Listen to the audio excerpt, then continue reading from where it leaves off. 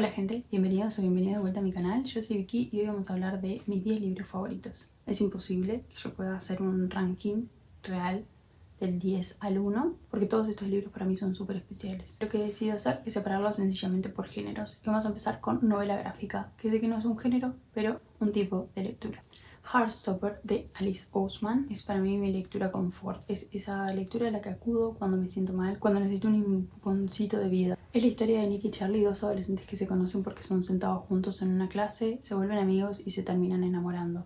Es una historia de autodescubrimiento, de sexualidad, de aceptación. Estos dos chicos son para mí la pareja perfecta de adolescentes, la representación de amor sano, de personas que se hablan y que se entienden. Además a mí me encanta el dibujo de Alice y cómo decora cada viñeta con elementos que reflejan las emociones de los protagonistas. La siguiente categoría de la que vamos a hablar es romance. The Hating Game de Sally Thorne, o Cariño cuánto te odio en español, es una historia de rivals to lover. Nuestros protagonistas son Josh y Lucy, que son rivales en una editorial. Esta empresa nace de la fusión de dos empresas, así que tiene dos jefes y cada uno de ellos es el asistente de uno de estos jefes. Josh y Lucy se detestan desde el primer momento, pero no tienen en realidad un motivo coherente por el cual hacerlo. En esta empresa se les ofrece la oportunidad de un ascenso, pero solamente uno de ellos lo va a conseguir.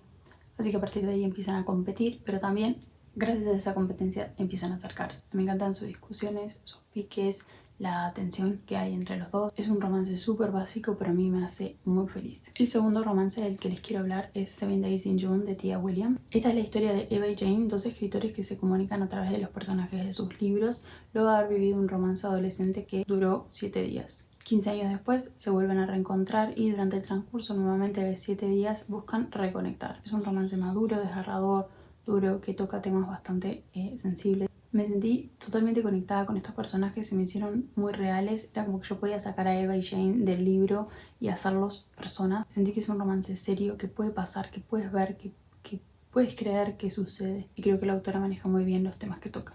El siguiente libro del que les voy a hablar es Contigo en el éter de Olivia Blake. Este libro está catalogado como un romance y es un romance, pero para mí es algo más. Es la historia de Aldo, un profesor de matemática, y Regan, una licenciada en historia del arte, que se encuentran una tarde en un museo y deciden tener 6 conversaciones para conocerse. Lo que más destaco de esta historia son sus personajes, se me hicieron tridimensionales y súper interesantes. Sentí que entre ellos formaban un romance puro y emocional que era mucho más que una atracción física. Destaco sobre todo la conversación que tiene este libro sobre salud mental, sobre medicación, sobre la decisión de no medicarse. Creo que al final este libro habla mucho más de salud mental que de romance.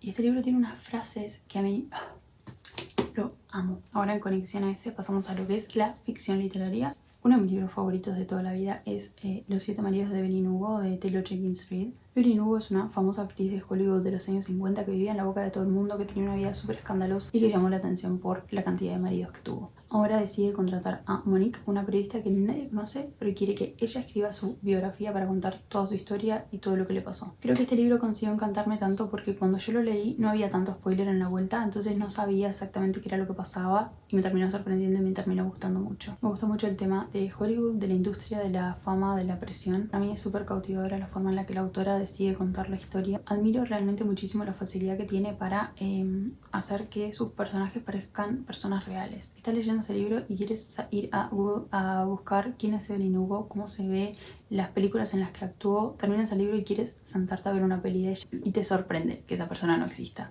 Un libro que yo considero ficción literaria pero que está bajo el género de thriller a veces es Notes on an Execution de Daniel Kafka. Es un thriller literario que sigue a Ansel, que es un asesino serial condenado a pena de muerte. Durante este libro seguimos las últimas horas del personaje en el corredor de la muerte. Es una cuenta regresiva hasta ese momento. Y mientras conocemos su historia, su infancia, cómo llegó a ser quien es y a hacer lo que hizo. Y también seguimos a las mujeres en la vida de Ansel. Los capítulos de ellas estaban en tercera persona, pero los de él estaban en segunda. Y creo que fue una decisión excelente por parte de la autora, de la editorial o de quien sea, porque sientes esa cercanía con el personaje. Y si bien el libro te hace acercarte a él y a su cabeza, en ningún momento busca hacerte sentir empatía o entenderlo o justificarlo. El libro te deja claro que Ansel es una mierda, que es un asesino, que es una basura de persona, pero creo que es muy interesante el tema que abre sobre la justicia, sobre la pena de muerte justamente, sobre la redención y la reflexión final que da la historia. Es uno de los libros que me encantaría que tradujeran al español porque necesito que más personas lo lean y necesito que más personas compartan conmigo esta experiencia. Aparte creo que es un libro que da pie a mucho debate. Pasando a otro género, el género del terror, tengo en primer lugar un libro de vampiros que se llama A Dowry of Blood de Steve Gibson, o Un legado de sangre en español. Esta historia está escrita como una carta de Constanta a Drácula, está escrita en segunda persona. Constanta es la primera esposa de Drácula y fue convertida por él para salvarla. Y el vampiro está descrito como un hombre abusivo y controlador. El libro tiene una atmósfera gótica impecable y la forma en la que está narrado es súper atrapante, que se dirija a ti como lector, como si tú fueras el personaje. A lo largo de la historia también se presentan otros personajes que tienen unas relaciones con dinámicas bastante complejas y es interesante ver cómo se va desarrollando toda esa parte también. Hay cosas que me gustaron mucho en este libro, como por ejemplo que Constanta nunca dice el nombre de Drácula. Siempre se refiere a él como Master, como tú, pero nunca le da el nombre. Y hay una explicación en el libro para esto, que se las voy a leer también, para que vean el estilo de escritura también que tiene este libro. No me dejaste conservar mi nombre, así que te despojaré del tuyo. En este mundo eres lo que yo digo que eres, y yo digo que eres un fantasma, un sueño febril de una larga noche del que finalmente he despertado. Digo que eres el recuerdo del humo de una llama, el hielo que se descongela sufriendo bajo un sol primaveral, un libro de contabilidad de tiza que se borra. Digo que no tienes nombre. El siguiente libro del que les quiero hablar es Animan de Amber Tamblyn. Es un libro muy peculiar. Es un terror, pero tirando para la ficción literaria y el suspenso. Tiene una estructura única que mezcla poesía, prosa, también mix media, que vendría a ser como multimedia, tweets, podcast, entrevistas. El libro trata sobre un tema muy delicado que es el abuso sexual y el trauma con el cual las víctimas tienen que convivir el resto de su vida, así como también cómo la sociedad ve a las víctimas, cómo la prensa las trata. Lo peculiar de esta historia es que todas las víctimas son hombres y que Maud es la violadora serial. Y creo que lo fuerte de la historia es que esté contado como que las víctimas son hombres, porque creo que tenemos tan normalizado el abuso hacia las mujeres que al final la historia de una mujer más siendo violentada no nos sorprende, pero con los hombres siendo las víctimas creo que genera otro impacto. Y para mí es sobre un montón de nosotros como sociedad, tanto por la normalización de la violencia contra las mujeres como lo poco común que es que los hombres hablen. Ese es otro libro que desearía que tradujeran, porque creo que es uno de los mejores libros que he leído en mi vida. No solo por el tema, por lo que toca, no solo por todo lo que movilizó en mí leerlo, sino también por la forma en la que está hecho. El audiolibro es una joya, creo que si lo van a leer tienen que leerlo con el audiolibro. Tiene un full cast y tiene efectos de sonido y te hace la experiencia completamente inmersiva. En el género de fantasía tengo un libro que para mí es mi favorito, que es Every Heart a Doorway de Shanna Maguire, o Cada corazón un umbral. Es el primer libro de una saga que se llama Wayward Children, que son novelitas cortas de menos de 200 páginas. Llevan como 10, pero creo que solamente el primero es el que está traducido. Hablan sobre fantasía con portales mágicos. Tipo, ¿qué pasaría si los niños que fueron a Narnia de repente son devueltos al mundo real y tienen que vivir toda su vida sin volver a conocer ese lugar al que fueron? ¿O qué pasaría si Harry Potter de repente es tirado al mundo mago y no puede regresar nunca más al mundo mágico? No tiene magia, no tiene nada. Bueno, esos niños son llevados al internado de Eleanor West, ahí para darle hogar y apoyo a todos esos niños que regresan de un mundo mágico y tienen que adaptarse nuevamente a su vida. En este libro puntualmente acompañamos a Nancy, que está regresando del mundo de los muertos, que es completamente diferente al mundo real, y con ella conocemos lo que es el hogar de Eleanor, los tipos de mundo que existen y un par de personajes entrañables que nos dan una historia súper entretenida. Para el 10º libro no sabía qué poner, estaba indecisa entre varias opciones